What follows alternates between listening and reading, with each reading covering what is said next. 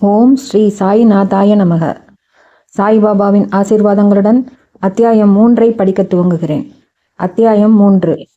சாய்பாபாவின் அனுமதியும் வாக்குறுதியும், அடியார்க்கு இடப்பட்ட திருப்பணிகள், பாபாவின் நிகழ்ச்சிகள், வழிகாட்டும் விளக்குகள், அவரின் தாய் அன்பு, கோகிலாவின் கதை, பாபாவின் சுவையும் அமுதமுமான மொழிகள்.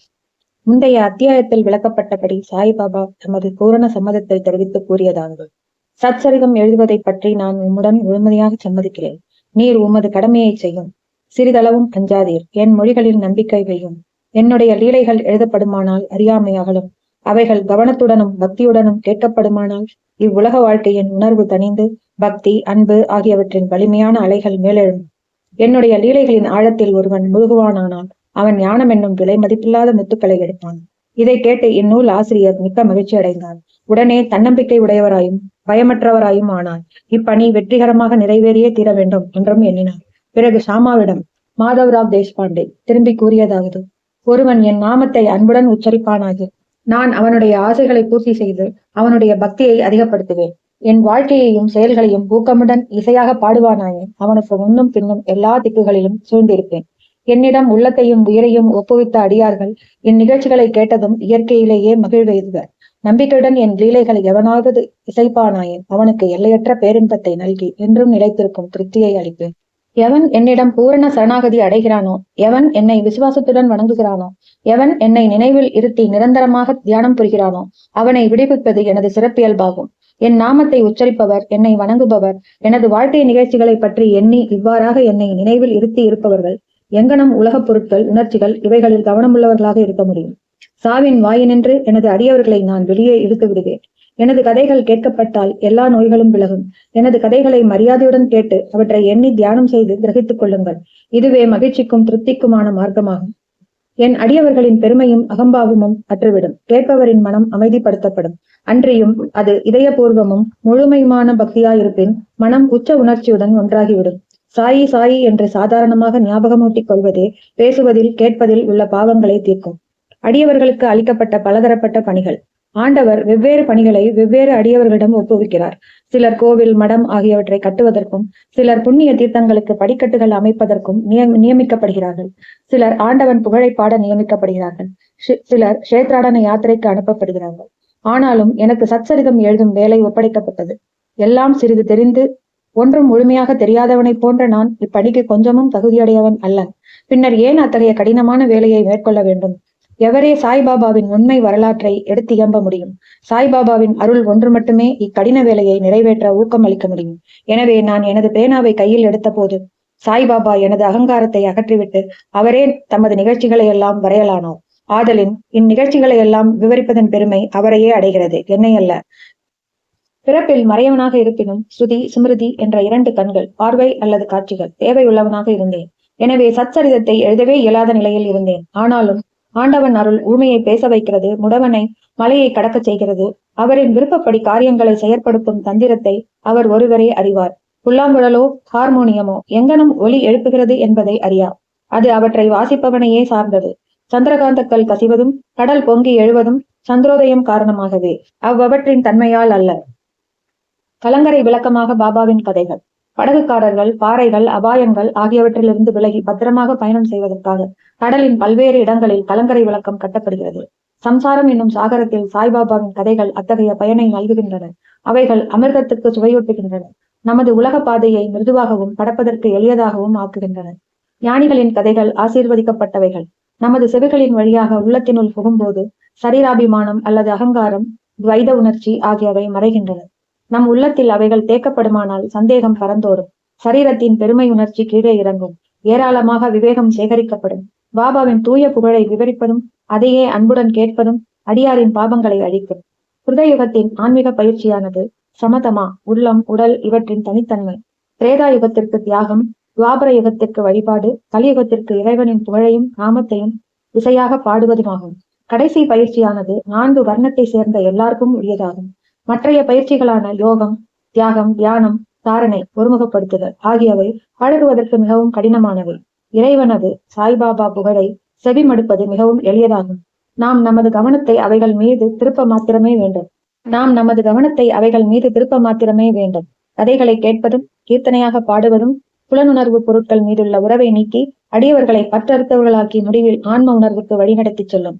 இக்குறிக்கோளையே கருத்திற்கொண்டு சாய்பாபா சத் சரிதாமிருதா என்னும் அவரது கதைகளை எழுதச் செய்தார் அல்லது உதவி செய்தார். அடியவர்கள் இப்போது இக்கதைகளை எளிதாக படிக்கவோ கேட்கவோ செய்யலாம். அங்கனம் செய்யும் போது அவரை தியானம் செய்க. சாய்பாபாவின் தாயன்பு. தன் இளங்கன்றை பசு எங்கனம் நேசிக்கிறது என்பதை யாவரும் அறிவர். அதன் மடி எப்போதும் நிறைந்திருக்கிறது. கன்று பால் வேண்டி மடியை முட்டும் போது தடையின்றி பால் பெருக்கெடுக்கின்றது. அங்கனமே தாயாரும் தக்க தருணத்தில் தன் குழந்தையின் பசியர்ந்து முளையமுது தந்து ஊட்டுகிறாள். அதற்கு ஆடை அழகுற அணிவிப்பதிலும் சிறப்புற சிங்காரிப்பதிலும் முக்கிய கவனம் செலுத்துகிறாள். குழந்தை எதை பற்றியும் அறிவதும் இல்லை, கவலையுறுவதும் இல்லை. ஆயின் தன் குழந்தை நன்றாக உடை உடுத்தப்பட்டு அலங்கரிக்கப்பட்டிருப்பதை கண்ணுறும் தாயின் மகிழ்ச்சிக்கு ஓர் எல்லை இல்லை. தாய் அன்பு விசித்திரமானது, அசாதாரணமானது, பற்றில்லாதது, இணையில்லாதது. தமது அடியவர்களிடம் சத்குருவும் இத்தகைய தாயன்பு காண்பிக்கிறார்கள். இத்தகைய அன்பை சாய்பாபா என்னிடம் கொண்டிருந்தது. அதை பற்றிய நிகழ்ச்சி கீழ்வருமாறு. நான் அரசாங்க வேலையிலிருந்து 1916ஆம் ஆண்டில் ஓய்வு பெற்றேன். கௌரவமாக என் குடும்பத்தை நடத்துவதற்கு எனக்கு தீர்மானித்து தரப்பட்ட பென்ஷன் போதவில்லை.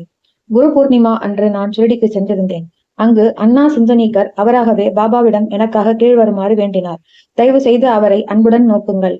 அவர் பெரும் பென்ஷன் அறவே போதாது. அவரது குடும்பமோ வளர்ந்து வருகிறது. அவருக்கு வேறு வேலை ஏதும் கொடுங்கள். அவரது சிந்தா குலந்தனை தீர்த்து அவரை மகிழச் செய்யுங்கள். பாபா பதிலளித்தார். அவர் வேறு ஏதாவது வேலை பெறுவார். ஆயின் இப்போது எனக்கு பணி செய்து மகிழ்ச்சியாய் இருக்க வேண்டும். அவரது உணவு எப்போதும் நிறைந்திருக்கும், ஒருபோதும் காலியாய் இராது. அவர் தனது கவனம் அனைத்தையும் என்பால் திருப்பி நாத்திகர்கள், மதப்பற்று அற்றவர்கள், கொடுமையாளர்கள் இவர்களின் கூட்டுறவை தவிர்த்து எல்லோரிடமும் பணிவாகவும் அடக்கமாகவும் இருந்து உள்ளத்தாலும் உயிராலும் என்னை வணங்க வேண்டும். இதை செய்வாராகில் அவர் எல்லையற்ற பேரின்பத்தை அடைவார். எவருடைய வழிபாடு உபதேசிக்கப்பட்டு இருக்கிறதோ அந்த நான் என்பது யார் என்னும் வினாவுக்கு சாய்பாபா என்பது யார் என்னும் குறிப்பில் முன்னமே இந்நூலில் சொல்லப்பட்டிருக்கிறது. ரோஹிலாவின் கதை. எல்லோரையும் அரவணைக்கும் சாய்பாபாவின் அன்பை ரோஹிலாவின் கதை நமக்கு காட்டுகிறது. உயரமாகவும் பாட்டசாட்டமாகவும் காளையை போன்ற வலிமை உடையவனாகவும் உள்ள ரோஹிலா என்பவன் ஷிரடிக்கு வந்தான். நீண்ட கஃப்னி என்னும் உடை அணிந்திருந்தான். பாபாவிடமுள்ள அன்பினால் அங்கு தங்கியிருந்தான். இரவும் பகலும் கலிமாவை, திருக்குரானின் பாடல்கள் சப்தமாகவும் குரூரமாகவும் ஒப்பித்து அல்லாஹு அக்பர், கடவுள் பெரியவர் என்று கத்துவான். ஷிரடியின் பெரும்பாலான மக்கள் பகலெல்லாம் தங்கள் வயலில் வேலை செய்துவிட்டு இரவு வீட்டிற்கு திரும்பும் போது ரோஹிலாவின் குரூர இறைச்சல்களாலும் கத்தல்களாலும் வரவேற்கப்படுவார்கள். அவர்கள் தூங்க முடியாமல் மிகுந்த தொல்லையும் அசௌகரியமும் அடைந்தனர். மௌனமாக இத்தொந்தரவை சில நாட்கள் பொறுத்திருந்து அவர்களால் இனிமேல் இத்துயரம் பட முடியாது என்னும் நிலை வந்தவுடன் பாபாவை அணுகி இதை கவனித்து ரோஹிலாவின் தொந்தரவை நிறுத்தும்படி வேண்டிக் கொண்டனர். பாபா அவர்களின் வேண்டுதல்களை கவனிக்கவில்லை. மாறாக அவர்களை கடிந்தார்.